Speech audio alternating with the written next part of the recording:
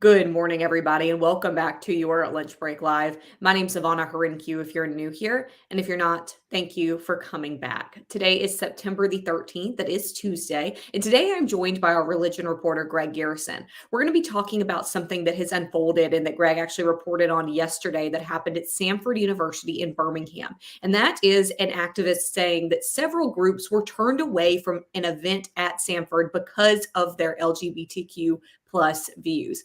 Greg, there's a lot to break down here. I know that we have not yet heard from the university. They have not made a statement here, but I know you've heard from some of the people involved in the situation that say they were turned away. So first, break it down. Tell me a little bit about what happened, and then we'll get into kind of the repercussions from that. Yeah, there was a mission fair held August 31st, and this is something they do every year where they'll have campus ministry groups come in, set up a booth.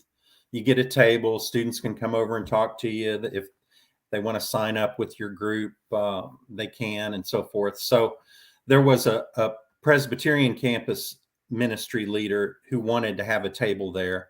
She kept calling, trying to set it up. They never would return her call. She heard that the Episcopalians had a table. So she called them and said, "Hey, can I share your table?" And they said, "Well, sure." Well, she mentioned this on social media, and she immediately got called and said, they told her, "You can't come." And also the Episcopal church representative was told, "You can't come."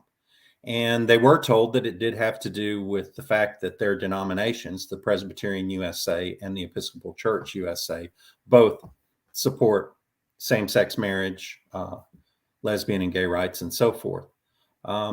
So I confirmed that with the Episcopal Diocese, which oversees the campus ministry that was involved, and with the supervising pastor of the Presbyterian student ministry that was involved. They confirmed that this did happen. They were hoping for more answers from the university. Apparently, this was discussed at a faculty senate meeting yesterday afternoon. Nothing was resolved. I've reached out to Samford University Communications. They know me. I was there covering their $100 million donation a few months ago from Marvin Mann. So I'm waiting to hear from them. I would point out that this is just the latest in decades-long doctrinal issues that crop up at Samford, because Samford was founded by Southern Baptists back in 1841. It was founded by the Alabama Baptist State Convention. And it's always gotten pressure from the State Baptist Convention. So in 1994, in response to that, they decided to go to a self-perpetuating board of trustees where the Baptist Convention wouldn't have as much control. They would have some independence over making decisions when it came up with these controversial doctrinal issues. Well, go ahead. So it's come up quite a few times over the years. In January 2018, Samford decided not to take the $3 million a year that the State Baptist Convention was giving it, so they wouldn't be subjected to pressure on this issue. At the time, the issue was a student group trying to form where they could discuss lesbian and gay rights in a campus setting as kind of a club. That club was never allowed to form, but still Samford didn't want the pressure from the State Baptist Convention. So they said, we're just not taking your money anymore. So it's not as much of an issue when the State Baptist Convention gets together and wants to condemn Samford for this doctrinal thing or that doctrinal thing. Samford is pretty independent now, but it's still considered a Baptist university, has lots of Baptist ties, has a Baptist tradition, a fairly conservative Baptist tradition.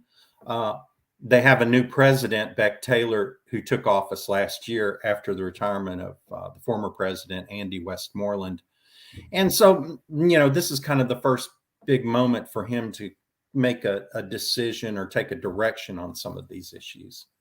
Well, and one thing too, I want to point out again, we're learning about the Presbyterian Church USA, the Episcopal Church USA, their groups being denied to have a table at this event at Samford. They say because of their views on same-sex marriage and LGBTQ plus issues.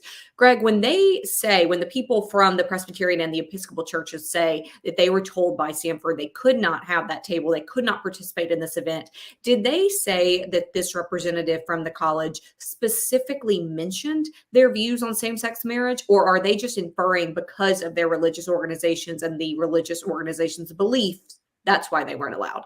No, these people who were involved have confirmed that it was specifically mentioned as the reason why they were turned away. Is traditionally these ministry expos, they've allowed pretty much everybody to have a table, but at least Presbyterians and Episcopalians have been there before. I don't know about Jewish representatives or Muslim representatives or so forth, but generally they've been welcoming to Protestant denominations of pretty much all stripes. And there are Presbyterian USA and Episcopal Church USA uh, members on the faculty who are students at Samford. So it was a little bit of a change of direction for sure. I know you mentioned that one of the people involved with this who says that she was not allowed to have this table at the event, who was with the Safe Sanford, the Students, Alumni, Faculty for Equality group. You said that this person posted on social media and that's where they started getting a response. What has that response on social media been like? Has it been mainly supportive of the groups who say that they were not allowed, or has it been mainly supportive of Sanford? Yeah, that's a good question. I don't know because I haven't been monitoring the social media since this happened. I just posted the story late yesterday afternoon after I kind of nailed it down with the Episcopalians and the Presbyterians. But so I don't really know. It has gotten a lot of interest, and I'm sure there are strong opinions on all sides. There's a lot of supporters of Samford who think that it should exclude people based on traditional Baptist stance on lesbian and gay issues. And then there are others who think Samford should be more diverse and welcoming. So I'm sure it's a pretty heated discussion with both sides pretty heavily into it on this, but I have not monitored that. You have a quote in your story, and this is from the Reverend Kelly Hudlow, who's a spokesperson for the Episcopal Diocese. And this is what you said, or this is her quote, what she said in your story. She said, "We have been in communication with the folks at Samford. We've done some version of Episcopal campus ministries and have been active, at Samford for over 30 years." She continued to say, "We are not allowed to do ministry on campus currently, and that we learned that Samford is revising and revamping some of its policies related to guest ministries." Tell me a little bit about that comment saying that we're not allowed to do it right now. And could Samford come back and say that is why they did not allow these groups to be at that on-campus event? Well, it's a direct result of that. That's when they were kind of found out that they're not allowed. And apparently there's been some revision of the rules, although the rules aren't really clear. That the rules that they've sent out in response to this don't really mention things like your stance on doctrinal issues or your stance on lesbian and gay issues.